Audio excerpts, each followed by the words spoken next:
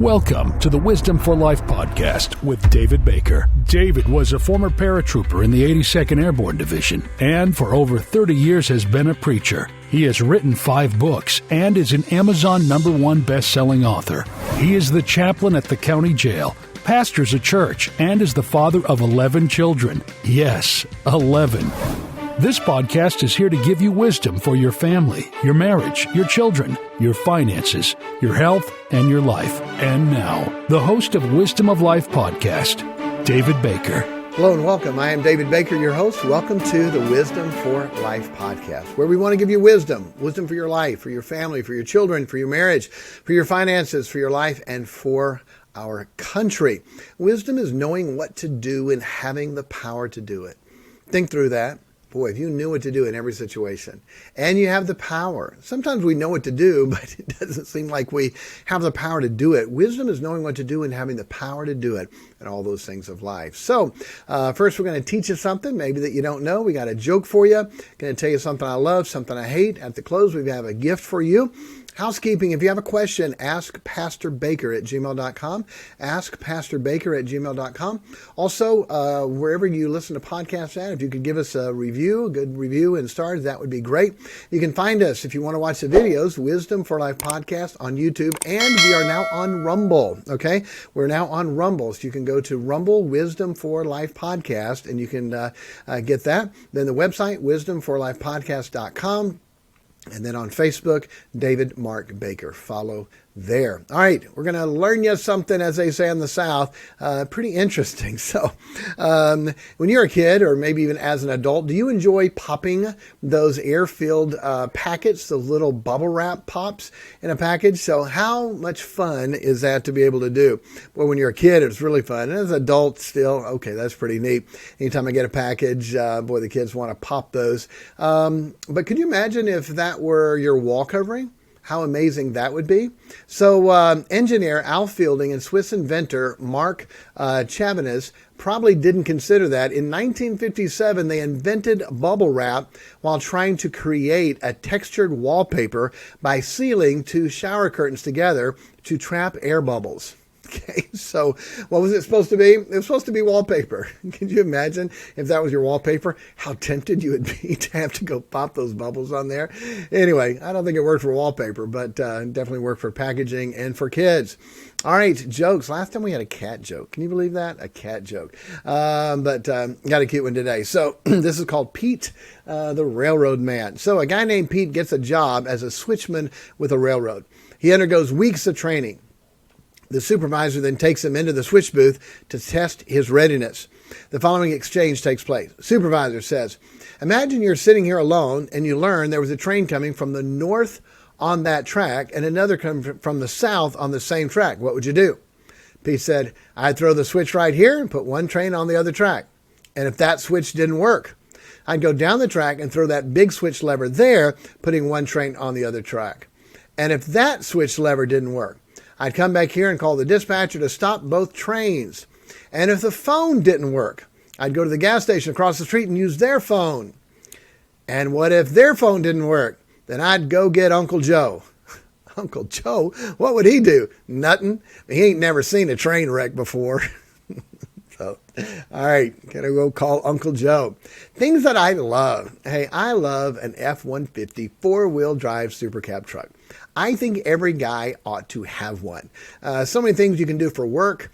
So many things you can do for play. Growing up, Dad always had a truck, and boy, for years and years and years, I didn't. Then I started buying trucks, but the problem was I had boys that would take them when they would leave and go to college. Technically, we bought them together, and at graduation, I gave them the other half of it. But finally bought a truck where it's nobody's but mine, and I'm not sharing it. But boy, it's amazing, all the things you can do. We remodeled a kitchen, and boy, every day, either to the dump or to Lowe's or back and forth. Boy, being able to have a truck and do all that is amazing. This last week, I was just thinking, because we went to the creek this last week, and we had to go through a gigantic mud puddle to get there, like a mud puddle way bigger than the vehicle was, long and pretty deep. And it got stuck going through two-wheel drive and just click, and now you're in four-wheel drive and just drive right out of it. But you happen to spin a little bit on the way and made a big mess. But boy, that truck looked good, muddy. I think every guy ought to have an F-150 or a 250 or a 350 four-wheel drive Ford truck. Things you hate. Chevys. Okay, just kidding. I don't hate them. Technically, I have one, a Hummer that's made by Chevy at the time. By the way, I had one of the first Hummers ever back in 1987 at Fort Bragg. 82nd Airborne Division, we got those first Hummers when they came off the lot. And boy, what an upgrade. And they said at the time, you can't get these things stuck. Guess what? We proved them wrong. Yes, you can get them stuck, but the wheelbase is so wide, those H1s that they call them, the original Hummer, the base is so wide. They were great vehicles and used for a long time. But, all right, what do I hate? I hate it that people that you've invested and loved and cared about for years, for whatever reason, cut you out of their life and cannot even be friends anymore. It doesn't make sense. So many times when those things happen, I've tried to say, hey, is there a problem? Can I fix it? And many times they won't even talk to you about it. And to me, to wonder why it is that way. And so many times people are having to defend themselves. And to do that, they have to tear you down and build up a wall to that. I remember seen a guy that had done that years ago, and I thought, I've never done anything to the guy. Why does he have to be this way? We're not even friends anymore and won't even talk to me. I saw him at a funeral, and he came up to me and said, hey, I want to let you know. He said, you never did anything back then. It was always me. I was backslidden, didn't want to do what God wanted me to do, but I couldn't say that, so I blamed it on you. He said, it wasn't you. You never did anything. But boy, I hate that. Hey, if I don't have to be their pastor, I can still be their friend. But for whatever reason, many times people don't want that. And to be honest, I hate that. I love pastoring and love helping people. But for whatever reason, if I'm not going to be their pastor, would still like to be their friend. All right. So main thought for the day. I haven't done this yet, and I'm a little hesitant about doing it. I'm going to give more of a testimony today, and hopefully it can be used to help you. Why I do some of the things that I do and things I'm involved in and all about that. So it started, had a good mom and dad. Mom's always been a Sunday school teacher. Literally 50 years my mom taught beginner Sunday school. My dad's always been in church, deacon, chairman of the deacons, ran the show, and good guy, solid guy. My mom and dad have never drank a drop of alcohol, neither of them. They've never cussed. They've never smoked. They've never been with anyone besides each other. They were pure on their wedding night. They met at church. Their first date was my dad picked my mom up for church. That's my mom and dad. But grew up in Tennessee, moved to Iowa when I was a kid. And in the middle of the year, moving is not a good thing anyway, especially in sixth grade. That was the height of the grade school, so they're the big dogs there. And this country talking kid and wearing country clothes didn't really fit in, and all the guys tried him out. So that first week, I got in 6 or 7 fights. I was in the principal's office 6 or 7 times. And he would ask me, did you start it? No, sir. Did you win? Yes, sir. Okay, a few more days, I'll leave you alone. Sure enough, next day, I'm back in the principal's office, same thing. 1 day or 2 days, I was in the principal's office twice. And finally, they left me alone. But boy, I didn't like not getting along and not being, not having friends. So the next year, went up to the junior high and a lot of new friends. They came from all the other grade schools, and I've got an opportunity to have friends now. So I started changing what I was to fit in to the crowd. And first it's language, and then it's music, and then it's drinking, and then it's drugs, and all the way down through the years of junior high and high school, ended up getting into those things. Some for the pleasure, and some because you wanted to fit in. And when you do that, it ends up not turning out well. Ended up getting caught drinking and had to get in trouble. One time we got in trouble at a school trip, got suspended senior year. Another time I got caught, my dad was going to ground me, and I said, I'm not going to be grounded the rest of my senior year, so I moved out. I moved out of the house when I was in high school. I told my parents I wouldn't live by their rules, finished high school in a party apartment. And it got pretty bad. We had parties over there all the time, getting high every day, getting drunk every night, the girls, the parties, and everything that went along with it. And then people were stealing things, And one day I woke up and after a big party and police at the door, and we have report that the junior high was broken into and a bunch of things were stolen. Can we look in here? Sure. Sure enough, there's a bunch of stolen things in there. Somebody had a party and gone over the school, and they wanted to give us a housewarming gift. So they stole a gigantic microwave from the school, and it was like a 220 plug. It had to be wired in. We didn't even have that. It's just sitting on the counter in the kitchen. And anyway, just problems. We ended up having house arrest on our house. Every 30 minutes, the police would drive around our house just to see what was going on. Finished high school in that party apartment, and then I'd already had said to join the Army. And so then I went into the Army, cleaned up for a while, military, and then got into the things again, got into the alcohol and some of the drugs. And when I went to Fort Bragg, I wanted to find a nice girl to date. Where do you find a nice girl? At church. So started going to church, not for the right reason. But then someone invited me to another church. I said, sure, I'm looking for a church. And a pretty big church, 1,000 people. And so what happened was I started looking for a girl to ask out. Surely there's got to be a girl here. And boy, didn't find the girl, but boy, that preacher started preaching, yelling, screaming, preaching at me.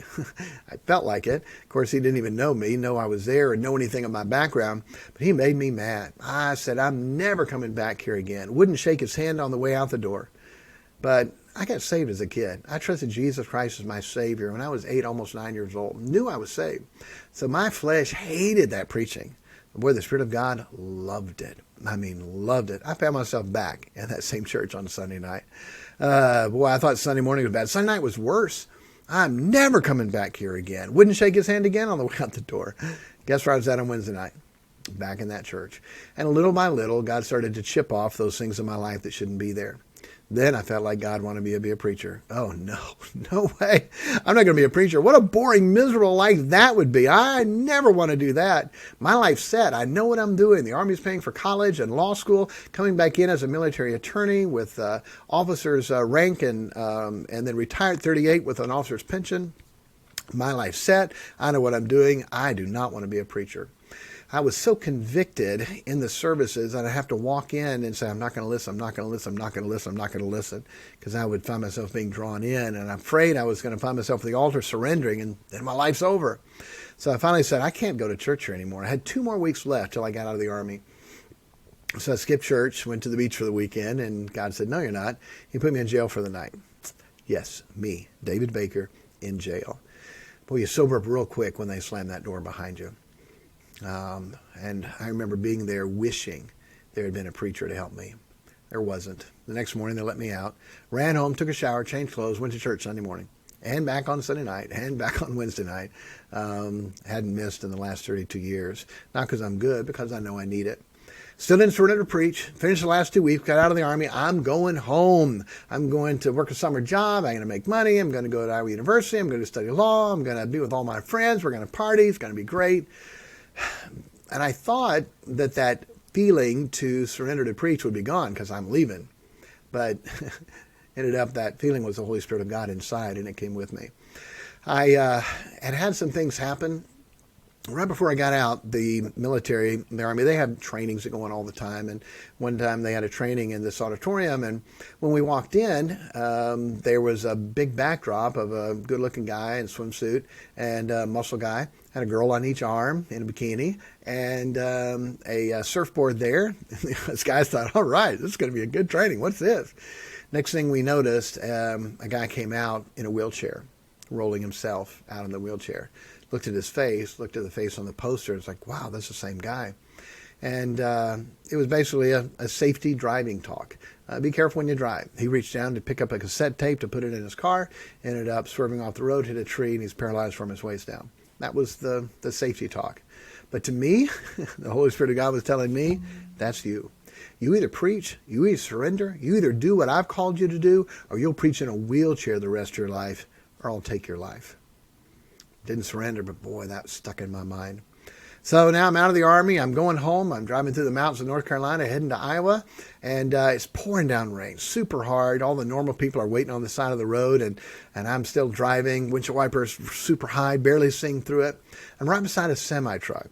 And I'm behind the semi-truck on the left side. Semi-truck is on the right. And all of a sudden it got to a mountain where it's turning to go up and to go this corner. And all I saw was the back underneath of the big tractor trailer, and that's where I was heading. And it's pouring down rain, couldn't see, didn't know what to do. All I did was just cringe and close my eyes and get ready for the impact. I knew I was going to hit. There was nothing I could do. I didn't feel anything. So I opened my eyes. When I opened my eyes, I'm probably 100 yards in front of the semi-truck. The rain is now barely raining. The semi-truck's in my rearview mirror. I didn't wreck. And immediately in my spirit, I felt God say, that's it. That was it. I could have done it. I could have taken your life right then. Or I could put you in a wheelchair where you'll preach that way. Whew, boy, stood in surrender, but God is working on me. Got back home, and something was wrong with my brakes or my car, and I took it down to an old unsaved mechanic, Mr. Habig, Habig, in Fort Madison, Iowa. My dad was there with me, verified the story. He took the wheel off, and he said, something's wrong. I said, what? He goes, this isn't right. I said, what? He said, when's the last time you had this vehicle worked on? Probably 10,000 miles ago, I had the front end aligned. He said, yep, that's when it happened. Here's this old, unsaved mechanic looked at me, and he said, somebody's got something planned for you. When they put the wheel back on, they didn't put the Carter pin in to hold the whole wheel assembly on. You're not supposed to go around the corner without the whole wheel falling off. And I'd been driving for 10,000 miles on that. Just God trying to get my attention to say, hey, that's it. That's it. It could have been. I looked at my dad, and he looked at me, and he didn't have to say anything. I knew it. I knew what God was doing. And a couple other things happened. I was working midnights at the factory where my dad worked, and he showed up at 2 in the morning. Well, my dad didn't work at 2 in the morning. I said, what's wrong? He said, your brother got in a head-on car accident going back to Bible college. I don't know how bad it is. I'm going to go there. I just thought you'd like to know. Whew, boy, that hit me. My younger brother had already surrendered to preach. He was training in Bible college, and he just got in a head-on car accident, thinking his life is over. That night was the first time I ever said, okay, God, I will if. God, I'll preach. If it took taking my brother's life for me to surrender, God, I'll preach. And I'll have to work as hard and do as much as 2 preachers would to make up for it taking my brother, for me to finally surrender. Ended up, he was okay. Didn't have to surrender. I'm fine. Then all my friends were home from college. I'm home from the Army. We all have legal IDs now. And so, all right, we're going to party it up. So we had the club picked out. We're all going to meet and have a great time. And it was for about an hour. And then I don't remember anything else that happened. I woke up somewhere I wasn't supposed to be. Had done a lot of things that I wasn't supposed to do. I was supposed to be home that night to go to church the next morning with my parents, and I didn't make it. Embarrassed, hurt. Missed Sunday school, ended up making it for church. My parents just looked at me, disappointed, hurt, didn't say anything. And in my heart, I was like, this is it. This is why I won't surrender to God. This is why I won't say, okay, God, I'll do what you want me to do. For this last night, boy, it's so empty. It wasn't happy. It wasn't wonderful. It was empty. I said, okay, God, if you want me to preach, then you show me where I'll never doubt it. God, I don't want to surrender to preach. And then years later, I don't think God really called me. I've heard of people doing that. God, you show me some way where I'll never doubt it. The next Sunday, my parents were out of town on vacation. The pastor was out of town on vacation. My dad usually led the songs, and I know how to sing, so Dad asked if I'd lead the songs, so I did. And then a layman got up to preach, and he said, honestly, I had another sermon planned tonight, but for some reason God said, I want you to preach this. I don't know who it's for, but tonight I'm preaching on Jacob running from God. That was it. I told my brother what I was thinking, and he was praying for me. When the preacher gave that title, my brother turned around and looked at me, and I looked down and smiled like, this is it. I don't know what else he preached about. He didn't have to preach anything else. All he had to do was give the title and the invitation, and I would have walked forward and surrendered. At the invitation, as soon as the first chord played, I stood up and walked forward, and I walked to the preacher to tell him. Well, he's going away from me. I'm walking this way, and he's walking that way. And he thought I was coming up to lead the last song. I'm like, no. I said, it's me. He said, what? I said, it's me. He said, what are you talking about? I said, you said you were preaching this to somebody you didn't know who. It's me. I need to surrender to preach. So we knelt, and I surrendered to preach. Said, I'm it. That's it, God, I'm done. I'm giving up. I'm not going to fight you anymore. I'll serve you. I'll preach. While I'm at the altar and kneeling and praying, I realized what song was being played on the piano. Lord, I'm coming home. I've wandered far away from God. Now I'm coming home. The paths of sin too long I've trod. Now I'm coming home. Coming home, coming home. Never more to roam. Wow. What a great thing. Called my dad. They were visiting family in Tennessee, and I said, hey, you're never going to guess what happened. And my mom said, you got engaged. No, I'm not really even dating anybody. My dad said, you surrendered to preach. I said, how did you know? It's like God had already told him, too, that God was working on me. That was 32 years ago. Well, what a blessed 32 years it's been, serving God, preaching, helping people. 2 weeks later, I woke up in the morning and thought, this is weird. I'm happy. Man, I haven't drank, haven't done any drugs, haven't been with any women, haven't partied, haven't been with my friends. How can I be happy? So I got the Bible out and looked up all the times it said, happy is a man that does this. Happy is a man that does that. Wow. Without even realizing it, for the last 2 weeks, I had been doing every one of those things. We'll teach that sometime in here. You can go do the Bible study for yourself. But it's exactly the opposite of what I thought would make me happy. But it's amazing. God knows what will make us happy. And it works. And I've been trying to do those things for 32 years. Then God opened up an opportunity to go to the jail to preach after pastoring. And I prayed and said, God, I only spent one night there, but I'd sure love to help those guys because there's probably some other good guys there that just need a friend, a pastor, a chaplain, someone to help them. God worked it out so I could go there every week to volunteer, but there's so much more I wanted to help the guys with. So God helped me to write a book, and I told the guys that, guys, I'm going to let you pick the title of my book. They're like, what? You're going to let us pick the title? Yep, I'm going to let you pick the title.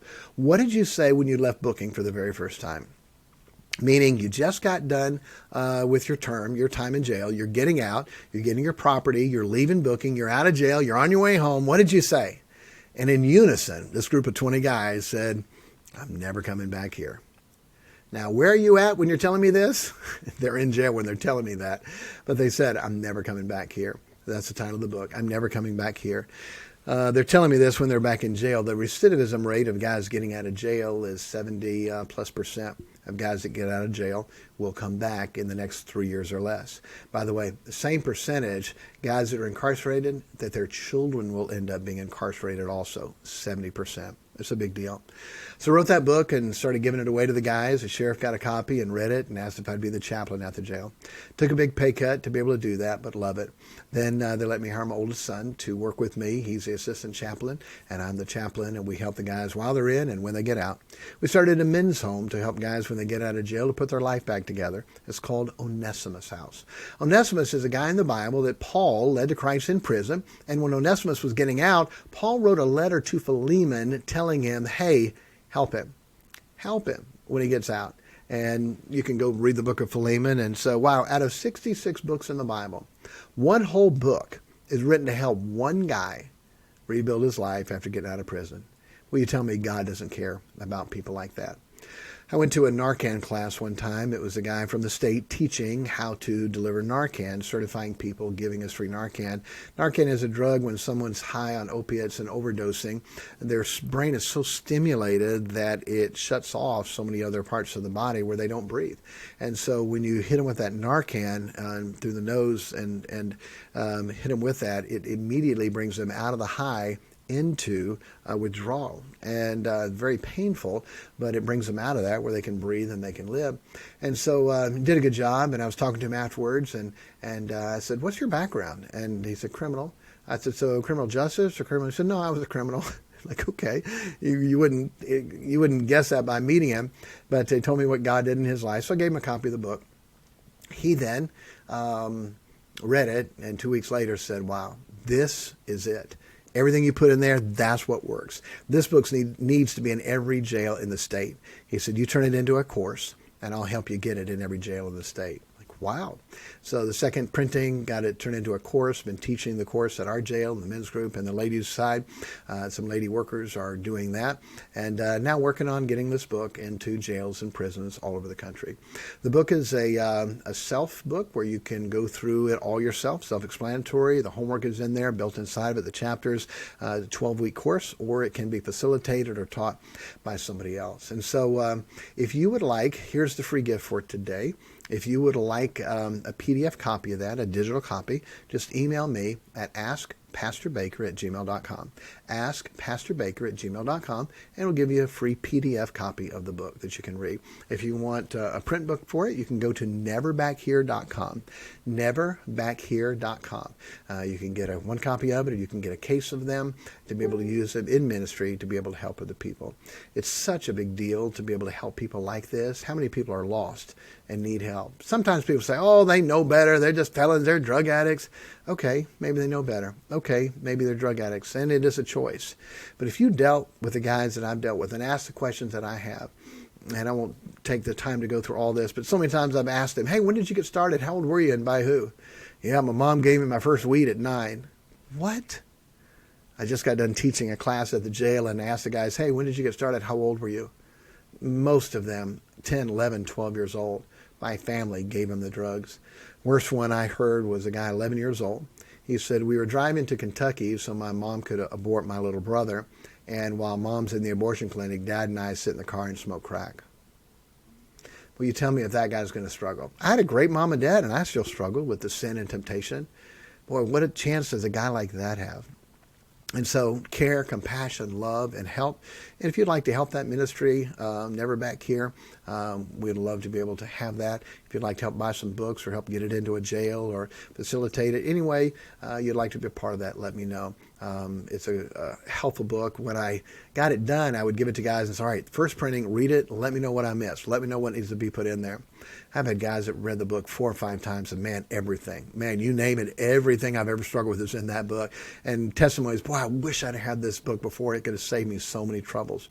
So much trouble and so many problems. So that's how I got to where I am on a lot of things, why I work at the jail, why I help guys through that, how I got to surrender to preach and to pastor, why we have a men's home to help guys put their life back together when they get out. That website is onesimushouse.com if you know someone who has a need like that and we can help them. So thank you for listening to that. That's the gift. You can email me at askpastorbaker@gmail.com. I'll send you a PDF of the books. You can read it and have help for your life and for them. The last verse, Matthew 16:25, it says, and whosoever shall save his life shall lose it, and whosoever will lose his life for my sake shall find it. When I surrendered to God, I thought, I'm losing my life. I'm not going to be an attorney. I'm not going to come back as a military officer. I'm not going to retire at 38. No, but boy, guess what I found? Life. I found life. Hey, if you're struggling and you want to do your own thing and it's not working out, why don't you just surrender and lose your life for his sake? But I'd be giving up so much. No, God always gives his best to those that leave the decision up to him. You say, God, you got me. Whatever you want me to do, I'll do it. You will get the best that God has. So God bless you and thank you. Hey, be kind to everyone because everyone's having a tough time. And until next time, get wisdom. Wisdom for your life. It is the principal thing.